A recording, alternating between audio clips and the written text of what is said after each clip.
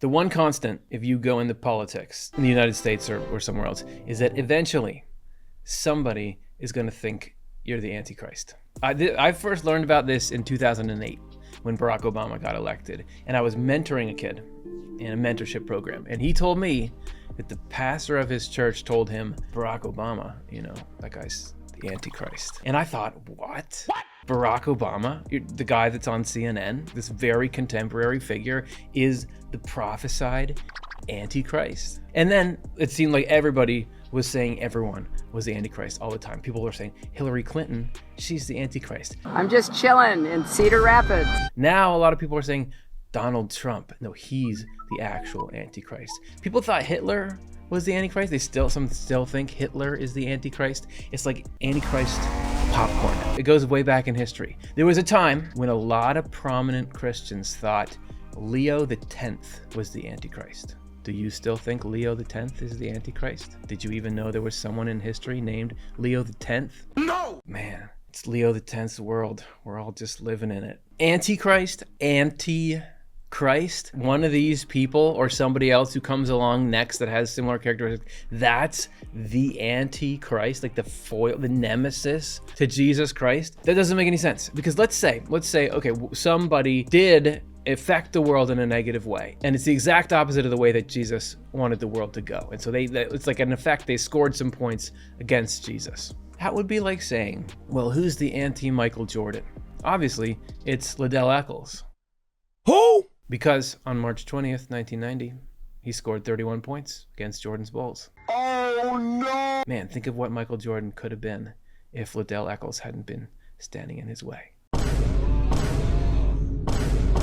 Even if somebody influenced the world in a way that Jesus Christ did not want it to go and they did some damage, their influence is nothing compared to the multi-millennia influence of Jesus Christ. To be the Antichrist, you would have to be like really scoring some points against Jesus Christ.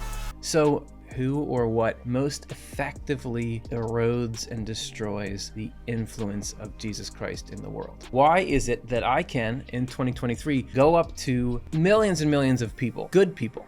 I'm talking about people who are trying to turn the other cheek, love the neighbor as they love themselves. And I can say to them, hey, can I talk to you about Jesus Christ? And they're like, people get like that because they all have experience with people who say they're Christians. What? No, dude! And take on the Jesus Christ branding, but don't live in the way that Jesus Christ told us we should live. People who claim the name Jesus Christ, but don't walk the walk.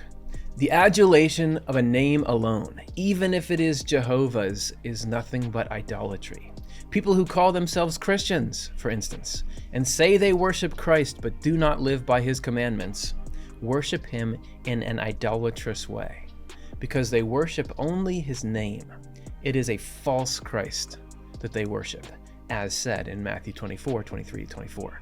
Because you ask someone, what's your problem with Christianity? And they'll say, oh man, I know a bunch of Christians and they're mean and they're hypocritical and they do things that they say that I shouldn't do. Or you have people who point back to history and they'll say, well, what about the Spanish Inquisition and all these times these Christian powers did these terrible things? It's because people call themselves Christ, but they don't do the first thing that come out of Jesus' mouth, which is repent. They don't do the thing that Jesus said was the two greatest commandments: love God, love the neighbor. It destroys the influence of Jesus Christ when you're all about his name, but you don't make living the life that he told us to live the main thing. Because not only does that get people who might be interested in Christianity to not want to get anywhere near it, not only does it push those people away and destroy the influence of Jesus Christ on them, but in you. What's Jesus Christ trying to do in you? Is trying to get you to repent and live the life that he was leading us to live. So when you say, I'm good, I go to church, I talk about Jesus, I have like a bumper sticker with that on it. Say my name. But you're not looking at, hey,